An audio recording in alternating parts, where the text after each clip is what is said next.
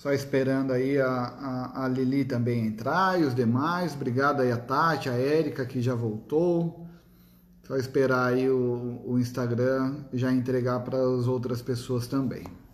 Ó, a Lili já está chegando aqui.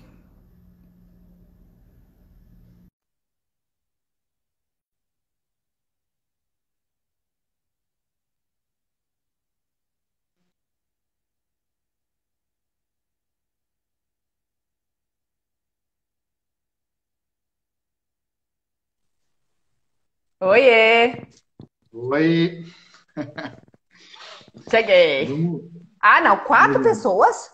Não, vamos, o pessoal vai entrar. Anizinha, Lilian, Vamos confiamos na esperar um pouco. audiência. Vamos esperar um pouquinho que tem que vir pelo Deixa eu menos. só, deixa eu só fazer uma gambiarra aqui, que não tá legal esse minha estratégia aqui. Peraí. Ai, ai, ai. Ai, me ajuda aqui. Peraí que eu vou ter que tirar o foninho. Deixa eu ver.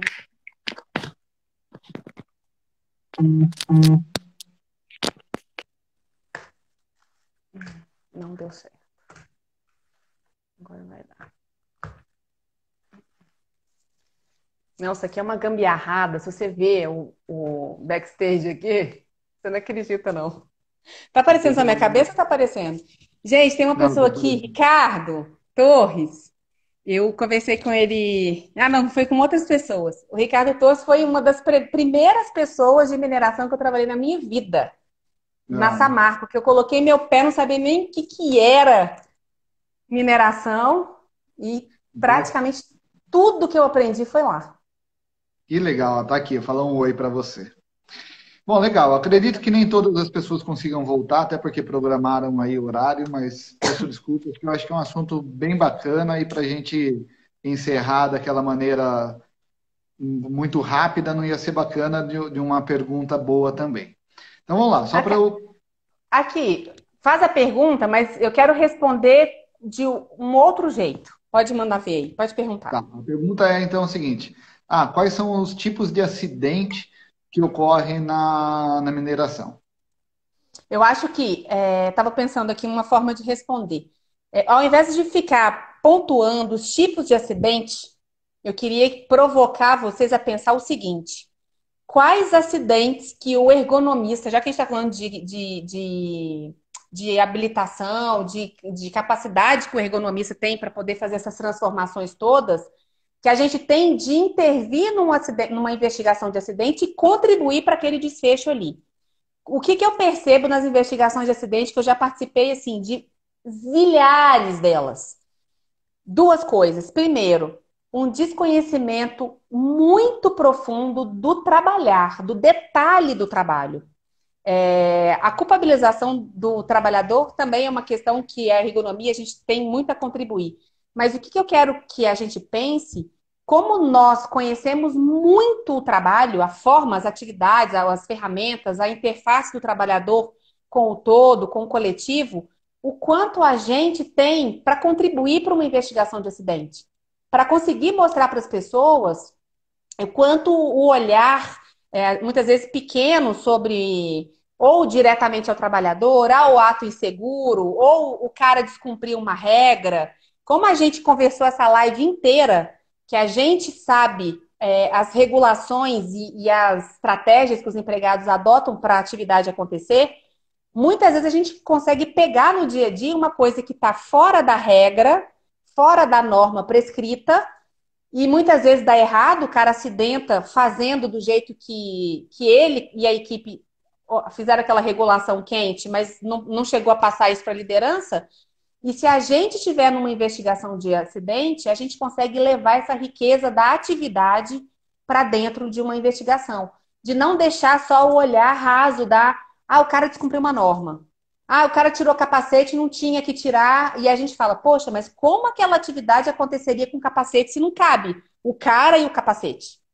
A equipe entendeu que dá para tirar o capacete. Só que isso não chegou a subir para a segurança do trabalho como forma de pensar uma outra forma do trabalho acontecer. Não estou fazendo apologia a descumprimento de regras, muito pelo contrário. É a gente reescrever essas regras. junto com o trabalhador, junto com a liderança, para as regras realmente ficarem fidedignas, ou o mais próximo possível dos imprevistos do dia a dia. Então, eu acredito que a gente tem muito a contribuir. Legal, Lili. Eu acho que sua resposta talvez foi melhor do que você falar quais são os acidentes, porque é justamente isso, né? O ergonomista ele pode atuar também isso no auxílio da investigação do acidente. Então, esse olhar mais amplo, né, sobre o trabalho, você logo de cara já descarta aquela máxima, né, onde o trabalho ocorre por uma falha humana ou por uma falta de, sei lá, como é que fala, né, enfim, né, a causa foi o funcionário que não seguiu as regras e não as regras que estão escritas de uma maneira onde o funcionário não consiga atuar em cima daquelas regras. Uhum. E uma questão que eu acho bem interessante, que é aí que você falou, né, e ainda dentro de todo desse desvendar o conhecimento, né, e buscar o conhecimento do funcionário, é assim, o porquê que esse funcionário, né, ou não traz ou não leva, né, para os seus superiores, para o pessoal da segurança, para a empresa, quais são os meios de regulação que ele está tomando e que está indo contra as regras de segurança da empresa.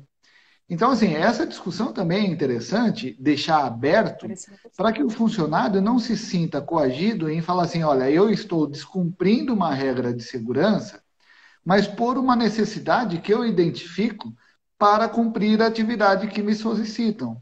Sim. Então, a partir do momento que você dá essa abertura para ele, olha, se você não conseguir fazer isso dessa maneira que é onde a gente está achando que é a mais segura, traga para a gente qual que é a maneira que você está fazendo ou qual a necessidade de regulação que você tem para que a gente consiga adequar ou o ambiente de trabalho ou uma nova regra para que ele possa fazer de uma maneira mais segura, né? Então, Carlão, eu isso acho é o que... espaço de diálogo, que a gente fala muito. Eu e o Vitor, a gente conversa diariamente sobre esse assunto.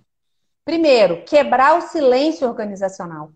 O silêncio organizacional é o trabalhador não fala por inúmeras questões, desmotivação, falta de abertura, falta de capacitação, inúmera, falta de autoestima, medo de julgamento, tem inúmeras possibilidades, inúmeros porquês do porquê esse trabalhador silenciou. E porque ele não, a empresa perde a oportunidade de usufruir desse saber fazer, do saber tácito dele, da prática, para poder aprimorar suas regras, aprimorar seus treinamentos. Então, assim, é uma perda de todos, né? Perda do trabalhador, perda da empresa como um todo. Então, a ergonomia, como essa articulação que a gente faz o tempo todo, é promover espaços de diálogo. Claro que vai chegar num ponto de espaço de diálogo formal, aonde as pessoas têm o momento de falar sobre o seu trabalho, mas enquanto isso não acontece, que é uma maturidade grande, eu posso ter vários momentinhos de discussão sobre o trabalho, aonde várias informações riquíssimas vão sair ali, não sairia se não tivesse esse espaço, e essas informações vão subir para a diretoria ou para a alta liderança para conseguir fazer isso voltar como forma de benefício. Olha que Uhum. importância da ergonomia, gente. Eu fico impressionada assim. Quando algumas pessoas falam para mim de forma muito simplória do papel do ergonomista, eu fico muito indignada porque eu fico vendo assim, gente, nosso papel ele é monstro.